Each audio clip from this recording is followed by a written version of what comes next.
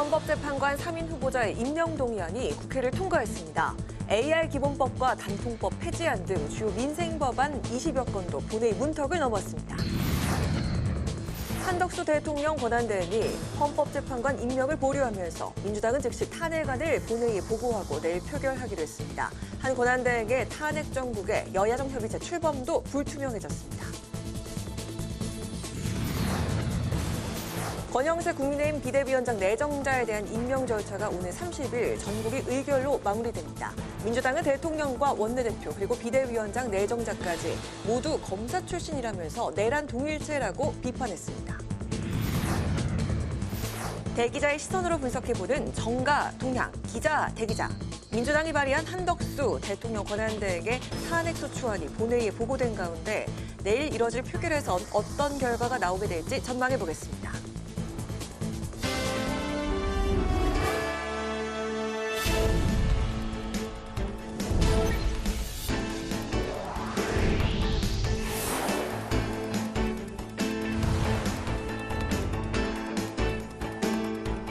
여러분 안녕하십니까? 12월 26일 목요일 국회 라이브 6 시작하겠습니다. 국회가 본회의를 열고 여당의 반발에도 헌법재판관 후보자 3명에 대한 임명 동의안을 통과시켰습니다. 우원식 국회의장은 헌법재판관 구인 체제를 완성해야 한다며 대통령 권한 대행에게 조속히 임명할 것을 촉구했습니다. AI 기본법 제정안을 비롯해 단통법 폐지 법안 등 20건이 넘는 민생 법안들은 여야 합의로 처리됐습니다. 장정영 기자가 보도합니다. 국회가 본회의를 열고 국회 추천 몫의 마은혁, 정계선, 조한창 헌법재판관 후보자 3명에 대한 임명 동의안을 통과시켰습니다.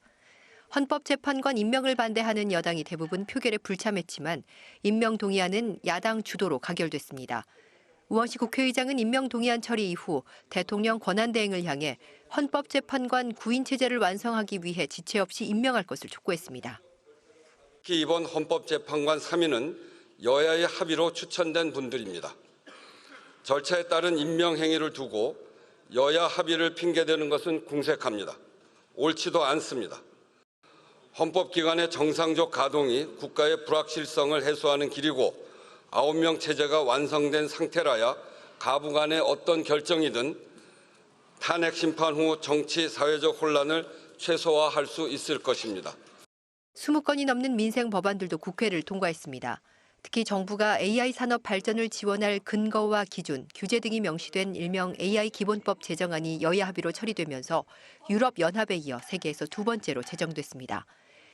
이와 함께 AI 디지털 교과서를 교과서가 아닌 교육자료로 법적 지위를 규정한 초중등교육법 개정안은 여당의 반대에도 통과됐습니다.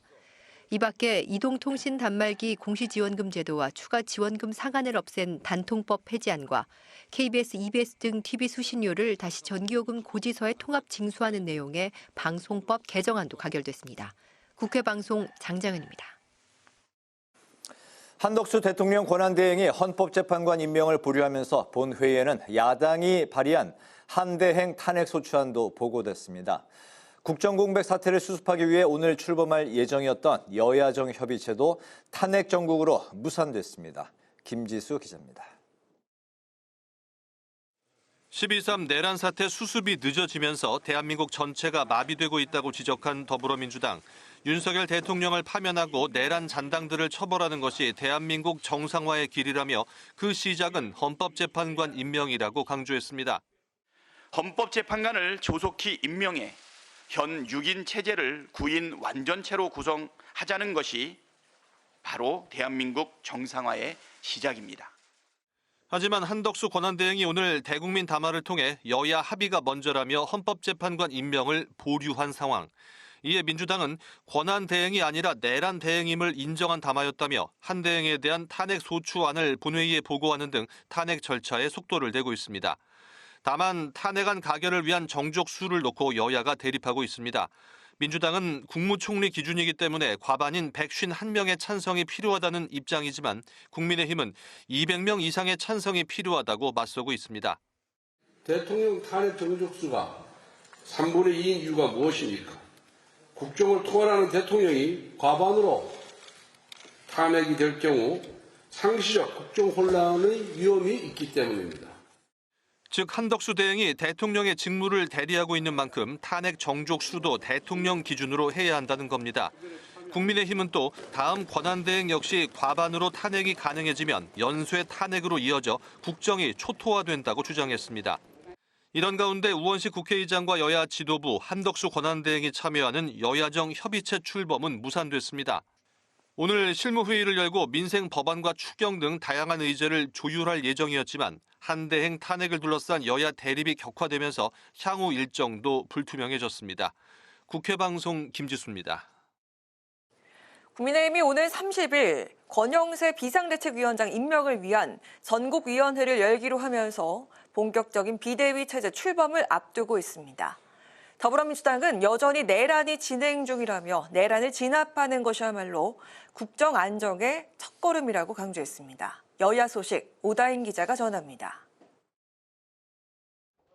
국민의힘이 상임 전국위원회를 열고 30일 권영세 비대위원장 임명을 위한 전국위원회를 소집하기로 의결했습니다. 권 내정자가 30일 비대위원장에 취임하고 비대위원 인선을 확정하면 국민의힘은 새해부터 본격적인 비대위 체제가 됩니다. 권 내정자가 취임과 함께 대국민 사과를 예고한 바 있어 내용에 관심이 모아지고 있습니다. 한편 국민의힘은 세계 3대 AI 강국으로의 도약을 목표로 한 특위 첫 회의를 개최하는 등 민생 행보도 이어갔습니다. 세계 각국의 정부와 의회는 초당적으로 AI 분야만큼은 정파의 이해와 관계없이 지원하고 있는 것도 현실입니다. 이럴 때일수록 정부 여당이 중심을 잡고 제안을 하는 것이 바로 국정 안정의 첩경이 아닌가. 더불어민주당은 국민의힘의 권영세호 비대위 체제 출범을 비판했습니다. 여당이 권영세 비대위원장을 선출하면서 이른바 윤석열 방탄체제를 구축했고 윤 대통령과 국민의힘이 내란 동일체를 완성했다고 목소리를 높였습니다. 검찰총장 출신 내란 수계 탄핵된 윤석열, 역시 검사 출신 원내대표 권성동, 또 검사 출신 비대위원장 권영세, 이들은 이제 검사 동일체를 넘어선 내란 동일체입니다. 진성준 더불어민주당 정책의장은 윤 대통령과 한덕수 권한대행이 내란 수사를 의도적으로 피하고 있다며 이는 노골적인 탄핵 무산 작전이라고 지적했습니다. 그러면서 수사당국을 향해 즉각 윤 대통령을 체포하라고 촉구했습니다. 국회방송 오다인입니다.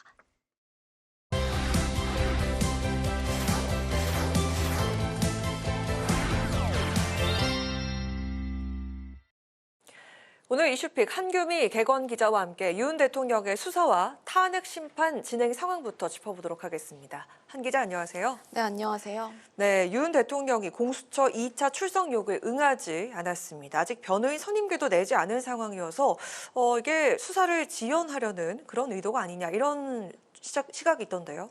네, 윤 대통령이 내란 혐의 수사에 계속해서 무응답으로 일관하고 있습니다. 18일까지였던 공수처 1차 소환 통보와 어제 2차 소환 통보 모두 응하지 않았고요. 앞서 두 차례의 검찰 소환 통보까지 합하면 4번째입니다. 공수처는 어제 3차 출석을 통보할지 체포영장을 발부할지 고민하고 있습니다. 네, 통상적으로는 피의자가 소환 조사에 3번 응하지 않을 때 강제 수사에 들어가게 되는데요. 이 때문에 공수처에서 한 번 더 소환 조사를 요청하고 체포영장을 발부하는 방법도 거론되고 있습니다. 네, 하지만 공수처는 윤 대통령이 2번의 소환 요구를 무시하고 있는 상황에서 추가적인 출석 통보가 의미 없다고 보고 강제 수사에 들어가기 위해 체포영장을 청구하는 방안도 검토하고 있는 것으로 알려지고 있습니다. 체포영장을 발부하고 강제 수사에 들어가게 되면 대통령 경호처와 충돌도 불가피할 것으로 보이는데요. 앞서 공조수사본부도 관저와 대통령실을 압수수색하려는 과정에서 경호처에 가로막혀서 끝내 압수수색을 실패하고 또 일부 자료만 임의 제출받았습니다. 한편 윤 대통령 측은 내란죄 수사보다 헌법재판소 탄핵 심판이 우선이라는 입장을 고수하고 있는 만큼 공수처에서 3차 출석 요구를 하더라도 이에 윤 대통령이 응하지 않을 가능성이 높습니다. 네, 그 공수처가 오는 29일에 3차 출석을 지금 요구한 상황이고, 지금 이 예상하는 이 시각에 따르면은 그 윤 대통령이 응하지 않을 가능성이 높다 이렇게 보시는군요. 윤 대통령의 비상계엄 사건이 내일 처음으로 헌법재판소 심판대에 오르게 되는데 윤 대통령이 탄핵 심판 서류를 계속해서 수령하지 않고 있었습니다. 자, 이거에 대해서 헌재에서는 이미 정상적으로 20일에 송달이 된 것으로 간주하겠다. 그리고 탄핵 심판을 예정대로 진행하겠다. 이런 입장이죠. 네, 맞습니다. 이 윤 대통령은 내란 수사뿐만 아니라 탄핵 심판 절차에 대해서도 무대응을 이어가고 있는데요. 윤 대통령 측은 헌재가 26일까지 요청한 탄핵 심판 청구서에 대한 답변서, 그리고 24일까지 내야 했던 입증 계획, 12.3 국무회의 회의록 등 문서도 제출하지 않았습니다. 하지만 헌재는 내일 예정대로 첫 변론 준비 기일을 열어서 본격적인 탄핵 심판 절차를 진행하겠다는 입장입니다. 다만 윤 대통령이 대리인 선임계를 제출하지 않은 상태라서 이 윤 대통령 측이 불출석할 수 있는 가능성을 배제할 수가 없습니다. 그렇게 되면 파행할 가능성이 높습니다. 변론 준비 기일에는 청구인인 국회와 피청구인인 윤 대통령이 각각 양측의 입장을 밝히고 쟁점을 정리해야 하는데요. 한쪽이라도 불출석하면 진행할 수가 없습니다. 윤 대통령 본인이 직접 출석할 의무는 없지만 대리인조차 선임되지 않은 상태라서 내일 일정이 소득 없이 끝날 수밖에 없다는 건데요. 이와 관련해서 김영두 헌법재판관은 준비 절차가 더 필요하다고 판단되면 한 번 더 기일을 지정할 것으로 생각한다고 말했습니다. 윤 대통령이 서류 제출을 미루고 있는 것과 관련해선 제출된 자료를 갖고 재판을 준비하고 있다며 변론 준비 절차 기일과 관계없이 재판 준비는 준비대로 또 진행할 수 있다고 했습니다. 국회가 제출한 비상계엄 당시 포고령 등 서류를 증거로 활용할 수 있다는 겁니다. 네, 이 헌법재판관 임명을 두고 한덕수 대통령 권한대행이 여야 합의까지 보류하겠다 이런 입장을 오늘 밝혔는데, 자, 그러면서 민주당은 오늘 본회의에서 한덕수 권한대행에 대한 탄핵소추안을 발의를 했습니다. 이 내용부터 좀 짚어주실까요? 네, 더불어민주당이 제시한 한대행 탄핵소추 사유는 국무총리로서 3가지, 대통령 권한대행으로서 2가지, 총 5가지입니다. 국무총리 탄핵 사유부터 살펴보면요. 첫 번째는 대통령과 그 배우자의 범죄 의혹에 대한 특별검사 임명 법률안 거부입니다. 해병대원 순직사건 특검법과 김여사 특검법에 제2요구권을 건의했기 때문이라는 건데요. 두 특검법의 경우에는 대통령에게 이해 충돌이 발생하는 법률이고 또 그에 따라 제2요구권 행사가 제한되는 헌법적 한계가 있는데도 대통령이 이를 제가하도록 한 걸 이유로 들었습니다. 두 번째는 12.3 비상계엄 관련 위헌 위법 행위와 내란 행위의 공모 또는 묵인과 방조 등을 지적했는데요. 한대행이 당시 국무총리로서 비상계엄이 위헌적이고 위법하다는 것을 알면서도 대통령의 비상계엄을 적극적으로 돕거나 적어도 방조했다는 겁니다. 세 번째는 한동훈, 한덕수 공동 국정운영체제와 헌법 및 법률 위배입니다. 한동훈 전 국민의힘 대표와 공동 담화문을 발표하던 당시 윤 대통령이 직을 유지하던 상태인데 국무총리와 여당이 공동으로 국정을 운영하는 건 위헌적이라고 했습니다. 이 밖에 대통령 권한대행으로서 탄핵 사유에는 내란 상설특검 임명을 지연시킨 것과 또 국회목 헌법재판관 3명의 임명 보류가 포함됐습니다. 네, 그리고 또 하나 의견이 분분한 게 대통령 권한대행의 탄핵소추안 표결에서의 정족수입니다. 이 한 권한대행 탄핵 기준을 국무총리로 볼 것이냐 아니면 지금 대통령으로 볼 것이냐, 이거 둘 중 어느 것으로 삼아야 하느냐, 이게 의견이 갈리고 있죠. 네, 여당은 한 권한대행을 탄핵할 경우에 대통령 권한대행이기 때문에 기준을 대통령으로 해야 한다는 입장입니다.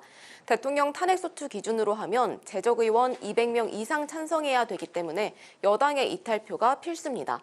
반면 더불어민주당은 대통령 권한대행이라는 공식 직함이 없고 또 선출된 권력이 아니기 때문에 국회 재적의원의 과반 동의, 즉 151석만 있으면 탄핵이 가능하다고 보는데요.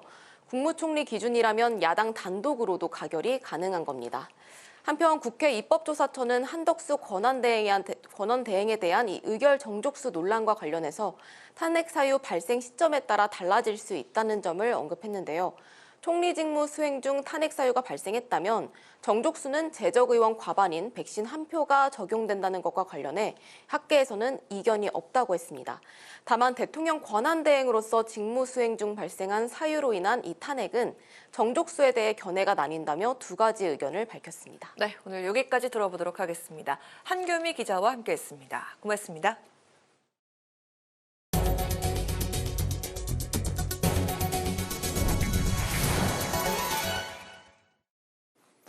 마용주 대법관 후보자 인사청문회에서는 비상계엄과 대통령 탄핵 심판에 대한 후보자 견해를 묻는 질문이 집중됐습니다. 마 후보자는 민주공화정 체제에서 대통령도 내란죄의 주체가 될 수 있으며 비상계엄이라는 통치행위도 사법심사의 대상이 될 수 있다고 밝혔습니다.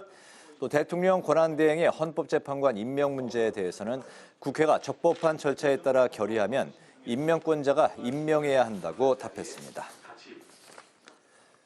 권성동 당대표 권한대행과 이재명 민주당 대표가 미즈시마 고이치 주한 일본 대사를 오늘 연이어 만났습니다.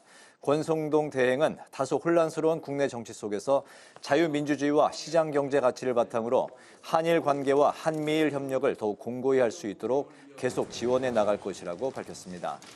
이재명 대표도 대한민국 민주주의 회복력을 믿고 지켜봐 주길 기대한다며 일본의 존재가 앞으로 대한민국 발전에 중요한 역할을 할 것이기 때문에 한일 관계 역시 중요한 과제라고 강조했습니다.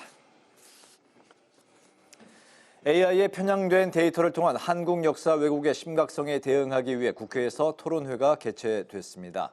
김승수 국민의힘 의원은 챗GPT가 한국의 동해를 일본해로 응답하고 고 파일럿도 만리장성에 평양까지 뻗어 있었다고 답변하는 등 생성형 AI가 전달하는 정보들이 중국과 일본에 편향되고 우리나라 역사를 왜곡하고 있다고 지적했습니다.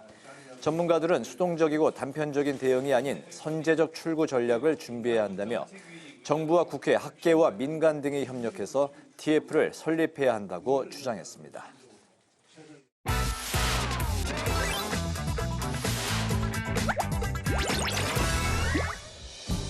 12월 26일 강아랑이 전해주는 정치권의 뜨거운 말말말 강아랑의 정치랑입니다.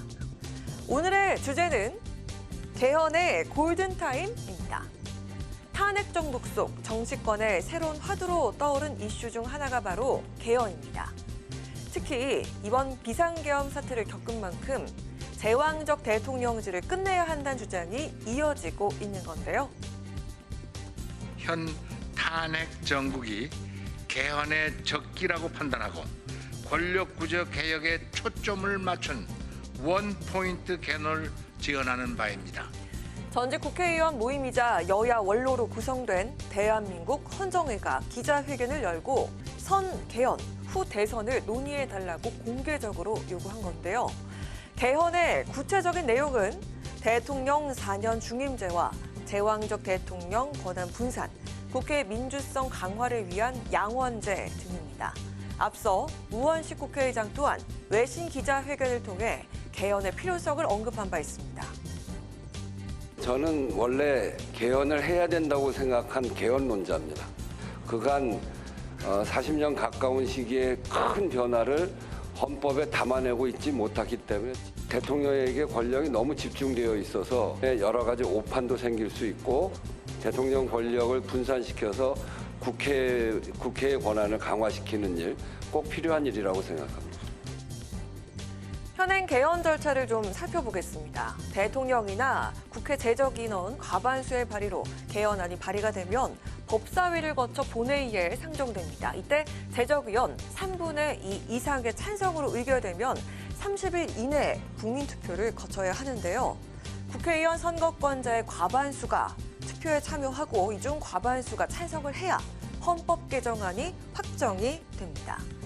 3분의 2 이상의 찬성과 국민투표까지 사실상 개정 요건이 꽤나 까다롭습니다. 그간 개헌이 쉽지 않았던 이유 중 하나이기도 합니다.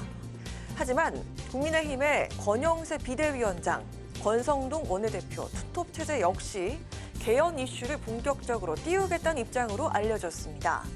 개헌 논의를 위한 당 TF 발족도 검토 중인 것으로 전해졌습니다. 여당 내 차기 대선 주자들 또한 개헌에 하나둘씩 목소리를 내고 있는 분위기입니다. 내각이 가지고 있는 의회 해산권과 의회가 가지고 있는 내각 불신임권입니다. 예를 들어서 의회 해산권과 내각 불신임권이 헌법상 보장돼 있으면 민주당 입장에서도 탄핵을 남발할 필요가 없습니다. 내각 불신임하면 되니까요. 불신임을 당한 내각 입장에서는 의회 해산으로 맞설 수 있습니다. 여든 나든 야든. 그래서 이런 극단적인 상황을 만들지 않을 수 있다는 거죠.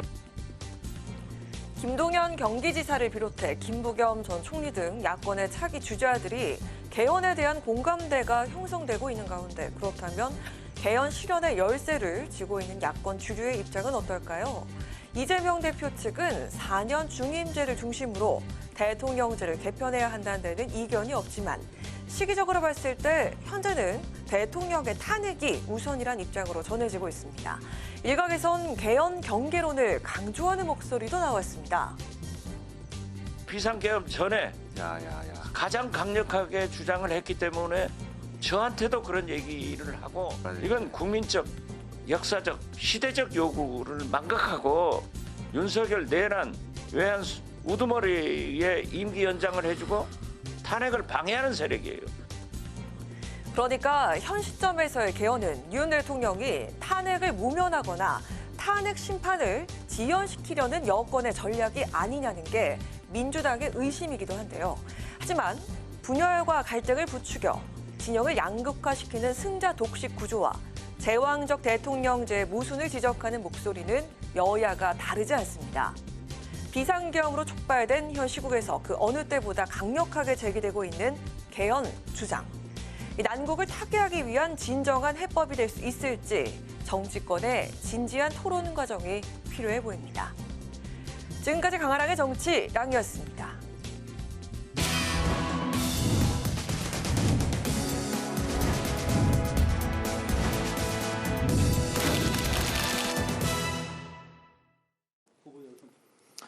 정치권 동향을 대기자의 시선으로 짚어보는 기자 대기자 시간입니다. 최병묵 전 TV조선 해설위원, 성환용 한겨레신문 선임기자 두 분과 함께하겠습니다. 어서 오십시오. 반갑습니다. 안녕하세요.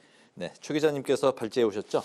네, 오늘 한덕수 대통령 권한대행 탄핵소추안이 발의가 돼 있고요. 그다음에 내일부터 윤석열 대통령 탄핵 심판이 헌법재판소에서 본격적으로 진행이 됩니다. 네. 두 가지 문제를 토론해 보겠습니다. 네, 오늘 본회의에서 야당 단독으로 헌법재판관 후보자 3명을 이제 선출인가요? 선출입니다. 선출이란 용어가 이제 정확한 거죠. 선출을 했습니다.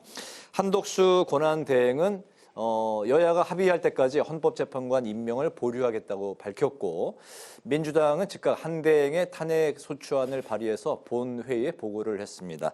내일 표결이 있을 것으로 보이는데 오늘 상황을 어떻게 보셨고 또 내일 표결까지 두 분의 전망을 좀 들어보겠습니다. 일단 헌법재판관 후보자 3명은 선출된 거지만 현재 임명이 된 상태는 아닌 거죠. 네, 그 관련 조항을 좀 알려드릴게요. 네. 이게 헌법에 나와 있습니다. 헌법재판소 재판관은 법관의 자격을 가진 9명의 재판관으로 구성되고요. 재판관 임명권은 대통령한테 있습니다. 네. 그런데 재판관 중에 3사람은 국회에서 선출하는 자를 임명하게 되었고요. 또 3명은 대법원장이 지명하는 자를 임명한다. 이렇게 되어 있습니다. 네. 그러니까 국가원수 겸 행정부 수반인 대통령이 3사람, 국회에서 3사람을 선출을 하고 네. 또 대법원장이 지명하는 3사람인데 네. 최종 임명은 대통령이 하도록 돼 있는 거죠. 그래서 이제 한덕수 권한대행이 지금 대통령의 권한을 대행하는 거니까 임명을 해야 되는데 네. 아니 나는 여야 합의하기 전에는 못 하겠다. 이제 이렇게 아까 1시 반에 담화를 발표했죠. 그 네. 바람에 이제 민주당에서 오늘 서둘러서 한덕수 권한대행에 대한 탄핵 소추를 발의를 했고 본회의 보고까지 이루어진 지금 그런 상황입니다. 국회 몫의 이제 후보자 3명이 추천이 됐고 청문회에서 이제 그 인사청문 채택 보고서까지 이제 채택이 됐고 마지막 최종 대통령 혹은 이제 권한대행의 임명이 보류된 상태, 이게 이제 정확한 그 현재 해석인 거죠? 그렇습니다. 네네. 내일 그 권한대행에 대한 탄핵 표결이 있을 것으로 보입니다. 오늘 여러 가지 이제 정치권의 상황을 이제 포함해서 내일 그 전망까지 좀 들어볼까요? 예, 야당 의석이 지금 192석이죠. 여당이 108석이고 그래서 192석에다가 여당에서 이탈하는 분들이 한두 명 있을 것 같습니다. 오늘도 4명이 참여를 했죠. 그래서 194에서 195, 6 뭐 그 정도 선에서 탄핵 한덕수 권한대행 탄핵소추안을 가결하지 않을까 이렇게 예상이 됩니다. 네네. 어떻게 보십니까? 뭐 오늘 하루 동안 있었던 국회의 모습은 뭐 대화는 없고 이제 대결만 있는 상황이죠. 각자 그 자기들이 목표로 하는 방향만 향해서 지금 치닫고 있는데 이 최종적인 상황이 어떻게 될까? 아무도 예측할 수 없는 국면으로 저는 접어들었다고 보고요. 자, 내일 정말 한덕수 대통령 권한대행에 대한 탄핵소추안이 국회에서 표결이 이루어질 것인가? 그것도 정확하게 저는 예측할 수 없다고 봅니다. 표결 자체도 왜 그러냐면 불투명한 우원식 상황이다. 국회의장이 한덕수 대통령 권한대행에 대한 탄핵 의결 정족수가 151명이냐 200명이냐 하는 것을 결정을 하지 않고 덜컥 표결에 붙일 수는 없다고 보거든요. 그 결정을 해야 되겠죠. 아까 말씀하셨듯이 190 한 몇 명 정도가 만약에 찬성을 했다 그럴 경우에 우원식 국회의장이 과연 가결됐음을 선포합니다라고 할 것인가 부결됐음을 선포합니다라고 할 것인가 하는 부분에 관해서 지금 결론이 안 나와 있거든요. 조금 전에도 저 151석이 탄핵 의결 정족수다라는 건 확정된 바 없다. 이렇게 지금 의장 측에서 얘기를 했죠. 그러면 그걸 먼저 정할 겁니다. 또 그렇지 않으면 이게 만약에 지금 현재 민주당이 주장하는 대로 한 190 몇 명 가지고서 만약에 가결됐다고 치면 한덕수 대통령 권한대행은 그걸 인정하지 않을 거거든요. 이렇게 되면 최종적으로는 헌법재판소가 결정할 텐데 그럼 헌법재판소 결정이 나올 때까지는 한덕수 대통령 권한대행은 권한대행으로서의 역할을 할 수 있느냐 없느냐 이 문제까지도 나오기 때문에 국정에 대혼란이 벌어지죠. 저는 우원식 국회의장이 책임 있는 어떤 국가의 중요 기관 아닙니까? 이 부분에 관해서 뭐 중재의 가능성까지도 저는 있다고 보기 때문에 조금 더 지켜보시죠. 내일 표결이 이루어진다고 장담할 수 없다고 봅니다. 표결조차 이루어진다고 장담할 수 없다.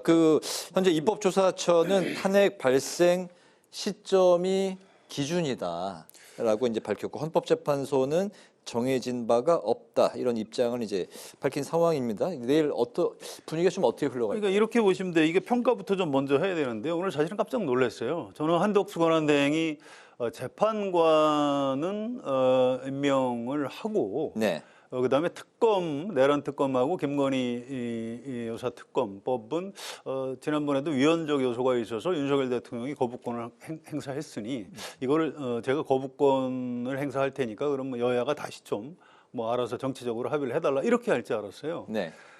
그게 이제 제 개인 의견이 아니고 좀 성향상 좀 보수 성향이 강한 신문에서도 거의 다 그렇게 사설을 썼습니다. 이 헌법재판소 재판관은 우선 임명하는 게 맞겠다. 그다음에 특검을 가지고 좀 여야가 좀 절충을 했으면 좋겠다 이렇게 했고요. 또 오세훈 서울시장 같은 분도 이거 헌법재판소 재판관은 임명하는 게 옳겠다. 이렇게 지금 여당 안에서도 그런 의견들이 많이 있습니다. 근데 그럼에도 불구하고 한덕수 대행이 오늘 그걸 임명을 합의하기 전에는 안 하겠다 이 얘기는 안 하겠다는 거거든요. 지금 합의가 불가능하기 때문에. 그래서 왜 저런 결정을 했을까? 굉장히 좀 이해가 안 가더라고요. 오늘 오전에 김영현 전 국방부 장관 쪽 기자회견하고 진짜 관련이 좀 있는 것 아닌가 이런 의심도 좀 들고요. 이런 상황하고는 어떻게 연계해서 생각할 수 있습니까? 뭔가 이제 자기가 비상계엄 사태 때 뭔가 역할을 한 게 있으니까 어떻게 해서든 윤석열 대통령을 좀 지켜야 되겠다. 이런 좀 나쁘게 표현하면 잔머리를 굴리는 것 아닌가라는 의심을 민주당 일각에서 했는데 저는 설마 한덕수 총리의 인품도 있는데 그럴 리가 없다라고 생각을 했는데 오늘 결정하는 걸 보고 좀 깜짝 놀랐어요. 그래서 지난번에 그 두 특검에 대해서 거부권을 이제 행사를 한 거는 적극적 행위고 이번에는 소극적 행위로 봐야 됩니까? 그러니까 지난번에 6개 법안을 정책과 관련한 법안을 6개를 거부권 행사를 했죠. 그래서 그걸 그렇게 했으니까 이번에 절차에 불과한 대통령의 임명은 그냥 하는 게 맞겠다. 이게 법조계 압도적인 의견입니다. 그런데 또 이제 언론계에서 상식을 가진 언론사에서도 다 그렇게 칼럼이나 사설을 통해서 그렇게 얘기를 했는데도 한덕수 권한대행이 그렇게 안 한 걸 보면 참 납득을 하기 어렵고요. 아무튼 좋습니다. 이제 앞으로 벌어질 장면이 참 궁금한데 내일 이제 국회에서 제가 보기에는 우원식 의장이 이건 그 151석 이상이면 탄핵 소추되는 걸로 본다. 이렇게 일단 헌법이나 법률과 관련한 1차적인 해석 권한은 국회의장한테 있습니다. 그래서 아마 그렇게 할 걸로 예상이 되고요. 그럴 경우에 한덕수 권한대행이 난 인정할 수 없습니다. 난 그냥 있겠습니다. 이게 권성동 원내대표가 그렇게 주문을 한 거예요. 혹시 국회에서 의결하더라도 계속 직무를 수행하라.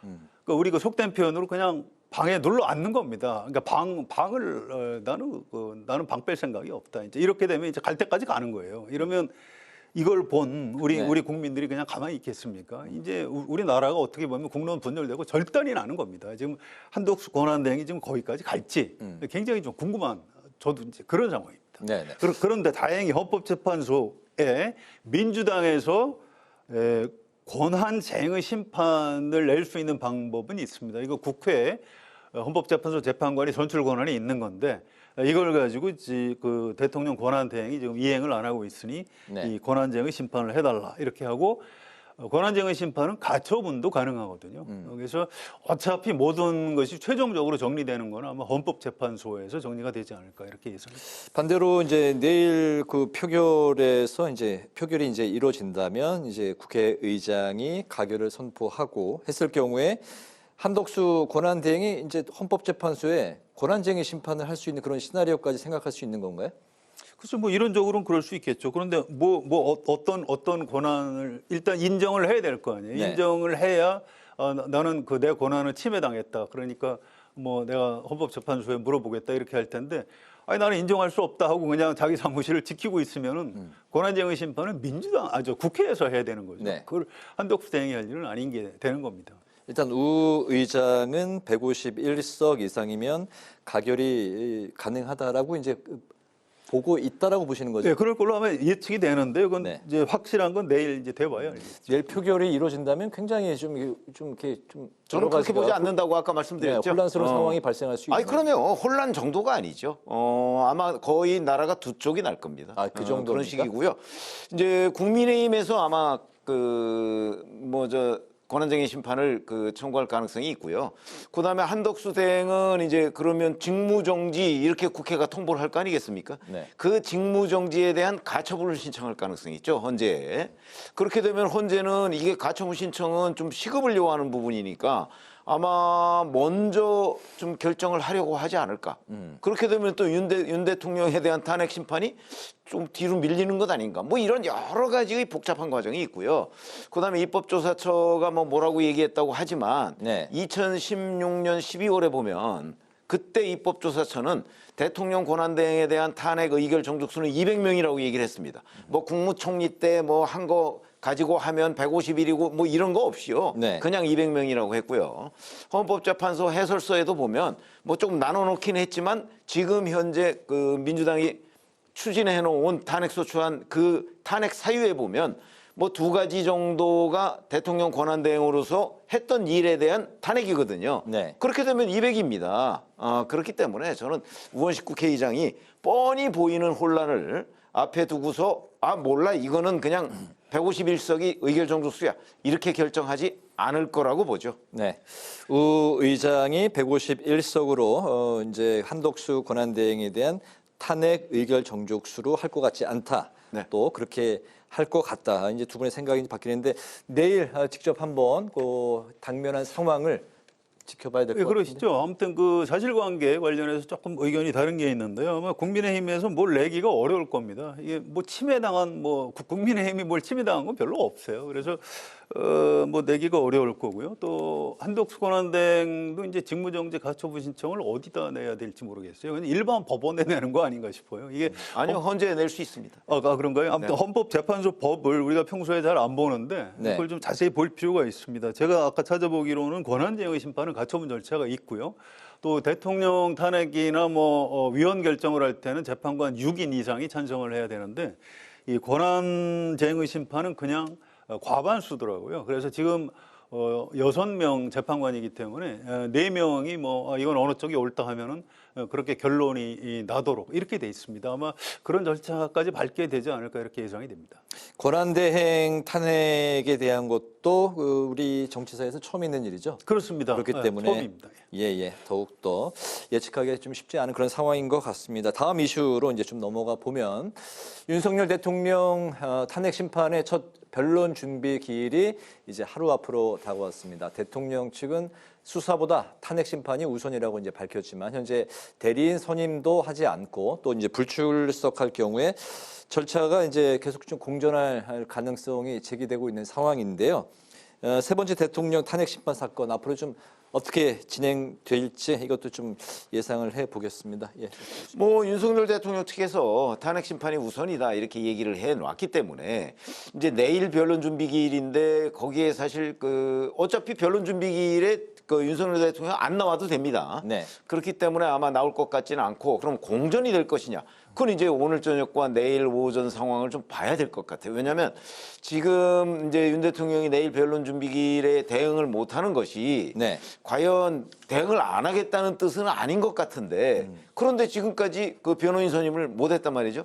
그러면 이게 변호인을 구하지 못하는 것 아닌가 하는 생각이 듭니다. 네. 막 그럴 경우에는 변호인을 선임할 때까지 시간을 좀 달라 이렇게 얘기할 수 있거든요. 그렇기 때문에 아마 정확한 이유는 모르겠지만 아마 내일은 공전 가능성이 높은 것 아닌가 싶고요. 아마 네. 그 다음 변론 준비 기일을 잡는다면 거기서부터는 제대로 대응을 하지 않을까 싶습니다. 네네. 수사보다 탄핵을 먼저 해야 된다 그러면서 서류 송달도 안 받고 이게 앞뒤가 안 맞는 거 아니에요? 또 변호사 선임을 못하고 있다는데 석동현 변호사는 직업이 변호사 아닌가요? 그분을 왜 변호사로 선임 안 하는지 참 납득하기가 아직까지 왜 공식 선임을 안 하고 있는 겁니까? 저도 잘 모르겠습니다. 그게 일부러 좀 지연시키려고 하는 것 같아요. 뭐 변호사는 목 관리가 있겠습니까? 평생 법조인을 한 사람인데. 그래서 이거는 좀 국민들을 속이는 것 아닌가. 굉장히 의도가 나쁘다. 저는 이렇게 보고 있고요. 수사 부분에서 2차까지 그 소환에 응하지 않는 이유는 어떻게 보세요? 싫겠죠. 누가 구속되고 싶겠습니까? 일단 3차가 29일로 지금 예정이 돼 있는데 3차에도 응하지 않을 가능성이 높다고 보십니까? 뭐 사람인데 일단 계속 일관성을 유지하겠죠. 그런데 그게 언제까지 그렇게 버틸 수 있을지 모르겠어요. 아무튼 이 탄핵이 우선이다 이 논리는 네. 박근혜 대통령 때 이제 현직 대통령은 불소추 특권이 있기 때문에 헌법재판소 파면 이후에 검찰에서 기소를 했습니다. 그런데 윤석열 대통령이 받고 있는 혐의는 지금 내란이에요. 내란은 불소추 특권이 없습니다. 그래서 뭐 탄핵이 우선이다 그 말 맞지 않고요. 수사가 우선입니다. 지금 언론 그 사실관계 확인을 해야 되고요. 지금 김영현 전 국방부 장관하고 군 지휘관들이 다 구속돼 있지 않습니까? 그래서 그걸 다 이제 정리를 해야 돼요. 그러려면 수사기관에서 빨리 윤석열 대통령하고 사실관계를 맞춰야 되고요. 확인을 하기 위해서는 지금 수사를 서둘러야 되는 그런 상황입니다. 언론 수사에 협조를 해야 된다고 봅니다. 네, 공수처가 당초 보였던 그 의지, 의혹과는 달리 좀 수사가 좀 미진하게 진행되고 있는 것 같다는 지적은 어떻게 보십니까? 글쎄요, 뭐 공수처 안에 뭐 이런저런 사정이 있겠죠. 이 사건이 이제 복잡한 사건은 아니지만 뭐 대통령을 상대로 소환해서 신문을 해야 되고 뭐 그 준비가 그렇게 간단치는 않겠죠. 또 2번 소환에 불응했다고 바로 체포영장을 청구할 것이냐, 아니면 보통 한 3번까지 한다고 하니까 3번까지 소환 통보를 해서 안 오면 그 다음에 체포영장 청구를 할 것이냐, 뭐 이런 판단도 공수처 안에서 좀 했을 걸로 생각이 됩니다. 네, 공수처 수사 상황은 어떻게 지켜보고 계세요? 윤석열 대통령 입장은 일단 이게 이제 통치행위론에 입각해서 사법심사의 대상이 되지 않는다는 연장선상에 나는 있다고 봅니다. 네. 그렇기 때문에 아마 그 수사에는 응하지 않을 거고, 그렇게 되면 결국 강제 수사로 이제 갈 수밖에 없을 거고요. 그럼 강제 수사로 갔을 경우에는 이제 뭐 체포영장이든 아니면 사전 구속영장이든 청구를 할 텐데, 자, 그래서 그게 발부가 되면 집행을 해야 됩니다. 네. 근데 과거 정치인들 사건에서 그 집행이 불발에 그친 경우가 제법 있었어요. 왜 그렇습니까? 아니 이제 그게 뭐 당사로 가서 칩거를 한다든가 그러면 당직자들 뭐 한 100여 명이 맡고 있고 뭐 이러면은 이 충돌 때문에 못하는 거죠. 이런 사례들이 여러 건 있었어요. 이번에 대통령 같은 경우에는 대통령은 경호처에서 막을 가능성이 있죠. 막으면은 그러면은 집행이 안 되는 거죠. 집행할 수가 없는 거예요? 할 수가 없는 겁니다. 그렇게 되면 이제 공무집행 방해죄 뭐 이런 게 이제 하나 더 추가될 텐데 네. 어쨌든 간에 집행은 불가능할 경우가 생깁니다. 과거에 보면 뭐 2007년인가요? 뭐 김민석 최고위원도 당사에 들어가서 있는 바람에 집행을 못한 적이 있어요. 그런 사례가 몇 건 있기 때문에 이제 그런 거를 혹시 염두에 두고 있는 것 아닌가? 뭐 이렇게 판단이 되고요. 네. 뭐 그럴수록 여하튼 뭐 공수처에서는 달리 방법이 없으니까 아마 결국 강제 수사 절차에 착수할 수밖에 없을 것이다. 이렇게 생각이 듭니다. 그러니까 압수수색 영장은 법적 근거가 있기 때문에 여러 가지 뭐 국가기밀, 군사기밀 이런 것 때문에 뭐 거부할 수 있는 뭐 이런 근거가 있습니다. 그런데 이 인신과 관련된 체포영장이나 이 사전구속영장은 그런 게 없어요. 그래서 이 경호처에 있는 분들이 충성심으로 뭐 좀 막을 수는 있겠습니다만 나중에 그 당사자들이 경호처 직원들이 공무집행방해로 형사처벌을 받게 됩니다. 그래서 저는 이거 막는데 한계가 있다고 보고요. 이거 네. 뭐 저 지지자들 불러서 나 못 잡아가게 막아라. 설마 그렇게까지 하겠습니까? 그래서 결국은 그 강제 수사에 의해서 뭐 이런 좀 험한 꼴을 보는 길로 지금 가고 있는 것 아닌가? 저는 이렇게 보고 있습니다. 네. 김용현 전 국방부 장관 측이 이제 오늘 비상계엄 사태와 이제 관련한 기자회견을 열었는데 포고령 초안은 김 전 장관이 작성을 했고 윤 대통령이 일부 수정을 했다. 그리고 또 초안에 국민 통행 금지 조항이 포함이 됐었는데 대통령이 이를 삭제 지시했다고 밝혔습니다. 오늘 회견을 연 그 이유 그리고 이제 핵심 메시지 그 목적이 좀 어디에 있었는지 궁금증을 자아내게 하는데요. 이게 또 다음 재판에 영향을 주는 그런 이제 목적이 있었던 것인지 좀 어떻게 보셨습니까? 예, 김용현 전 장관으로서야 자기가 형사처벌을 가볍게 받는 게 지금 가장 중요한 목적일 수밖에 없을 겁니다. 그래서 일정 부분은 사실이라고 봐요. 그래서 한덕수 전 총리한테 사전에 보고를 했다. 이거 한덕수 총리가 지금 워낙 완강하게 부인을 하고 있기 때문에 이건 사실관계를 좀 규명을 해봐야 될 것 같고요. 이 포고문 같은 거를 대통령한테 올렸더니 좀 수정을 했다. 뭐 이런 건 사실일 가능성도 있다고 봅니다. 다만 윤석열 대통령이 뭐 나는 체포에 채자도 한 적이 없다. 석동현 변호사가 이런 주장을 했는데 오늘 그 부분 관련해서는 뭐 김용현 전 장관 쪽에서 별 언급이 없었던 것 같아요. 그래서 오늘 그 회견한 게 전부 다가 아니고요. 네. 이런 걸 전부 다 수사기관에서 진술을 점검해가면서 이제 확인을 해나가는 그런 과정이 있다고 봅니다. 네네, 추 의원님. 아니 기본적으로 김용현 전 장관의 이 맥락은 그 윤석열 대통령이 그 주장했던 거하고 크게 차이가 나진 않아요. 그러니까 그 무슨 뭐 내란 목적을 가지고 처음부터 움직였던 것이 아니다. 뭐 이런 얘기죠. 내란이 아니다 이런 뜻입니다. 그래서 앞으로 아마 본인이 이제 지금 현재 수사를 받고 있고 이제 재판으로 넘어가고 할 경우에는 저런 얘기들을 계속해서 재판에서 주장을 할 거고요. 아마 윤 대통령도 뭐 헌재에 가든 아니면 뭐 공수처에 뭐 그 소환 요구에 응하든 아마 김용현 전 장관하고 비슷한 그런 논리로 그 대항을 해나갈 겁니다. 그래서 저 부분은 이제 그 이른바 윤석열 대통령과 김용현 전 장관 쪽에서 앞으로 이제 방어 논리로서 계속해서 아마 주장을 할 거기 때문에 그에 대한 판단은 뭐 법원이든 헌법재판소든 이런 데에서 이제 최종적으로 하게 되지 않을까 싶습니다. 네네. 윤 대통령이 탄핵안이 가결된 이후에 정치권에서는 이제 개헌이 다시 화두로 떠올랐습니다. 원래 이제 올해 연초까지 최대 이제 정치권의 화두가 이제 개헌이었는데 최근에 탄핵 이슈가 이제 올라오면서 잠깐 수면 아래로 내려갔다가 다시 대통령제의 제왕적 권한 분산에 대한 이슈가 떠오르면서 이제 개헌이 또다시 이제 이슈로 떠올랐는데요. 국회의원 모임인 이제 헌정회는 선개헌 후 대선을 제안을 했고 국민의힘도 개헌 이슈를 본격적으로 띄우겠다 이런 입장인데요. 민주당은 대통령 탄핵이 먼저다 이렇게 이제 부정적인 현재 개헌에 대해서 부정적인 기류를 보였습니다. 개헌이 좀 어떤 방식으로 언제쯤 이루어지는 게 바람직한지 오늘 마지막 이슈로 좀 다뤄볼까요? 어떤 생각이십니까? 사실 이 개헌은 꼭 필요하죠. 이게 이제 1987년 체제의 한계. 그 대표적인 게 바로 제왕적 대통령제입니다. 네. 대통령의 권한이 워낙 막강하다 보니까 그걸 견제할 수 있는 방법이 별로 없어요. 근데 이제 물론 지금은 국회가 워낙 또 압도적인 다수를 민주당이 차지하고 있기 때문에 이제 민주당의 또 이 입법권 이 부분에 대한 견제 뭐 이것도 이제 그 지금 화두로 떠오르긴 했는데 네. 반드시 필요한데 과거의 경우를 보면 이렇게 조기 대선의 가능성이 있고 대선 주자가 어느 정도 이렇게 부각돼 있는 상태잖아요. 이러면 개헌이 이루어지지가 않습니다.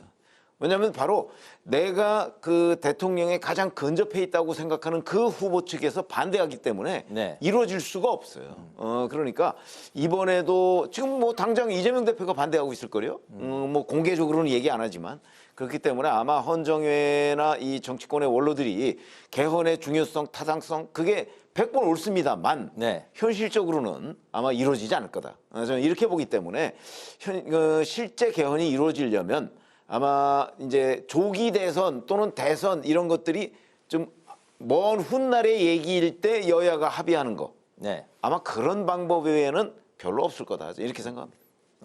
만약에 대선이 이제 조기에 이루어진다면 그 대선이 끝난 이후에 아마 실질적으로 이제 그런 개헌에 대한 논의가 또 이루어지면 혹시 가능할지 모르겠으나 네. 지금 뭐 조기 대선이 지금 거의 보이기 시작하잖아요. 뭐 아마 민주당으로서는 특히 그럴 거예요.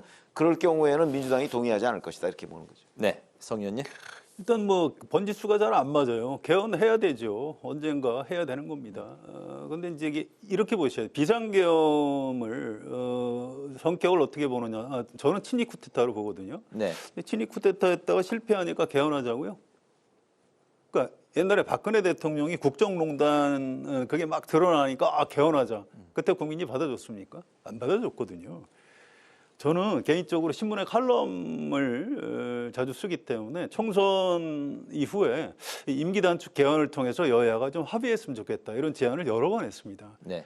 그리고 여당 안에서도 대통령한테 그런 제안을 했던 걸로 알고 있어요.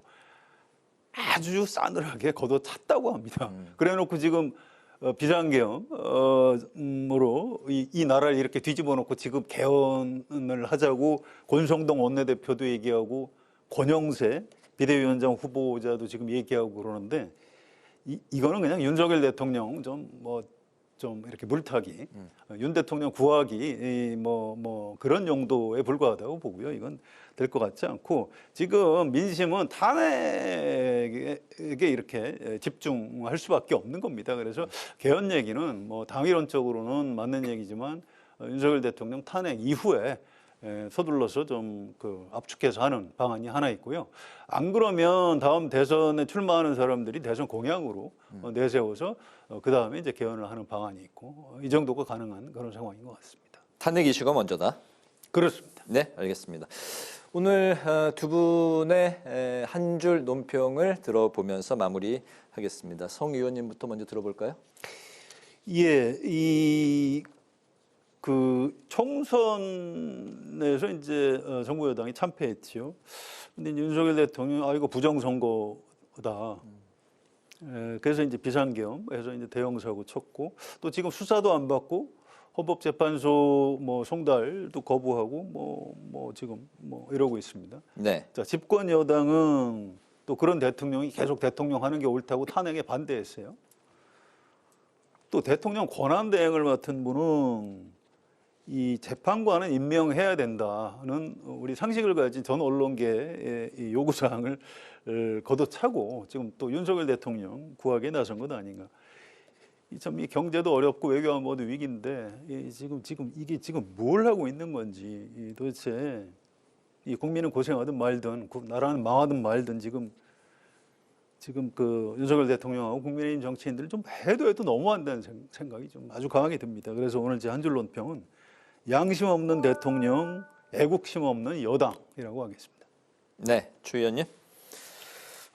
대통령을 탄핵을 했고요. 탄핵할 이유가 있다고 이제 생각을 하니까 그렇게 했을 거고. 자, 그런데 이제 대통령 권한대행까지 또 탄핵을 했습니다. 제가 보기에 제가 기자로서 보면 네. 지금 한덕수 대통령 권한대행한테 탄핵 사유로 민주당이 제시한 내용은요, 동의할 수 있는 게 거의 없어요. 그걸 가지고 지금 대통령 권한대행까지 탄핵을 한다? 이거는 국정 마비를 초래하는 거다, 이렇게 생각을 합니다. 그런 점에서 오늘 제 한 줄 논평은 아수라 대한민국으로 하겠습니다. 네, 그 마지막 제목으로 듣기가 마무리를 하긴 해야 되는데 네. 예, 알겠습니다. 아무튼 굉장히 좀 혼란한 시국이 아무쪼록 잘 정리되길 바라는 마음이 연말에 대한민국 국민 모두의 마음일 거라고 생각이 들고요.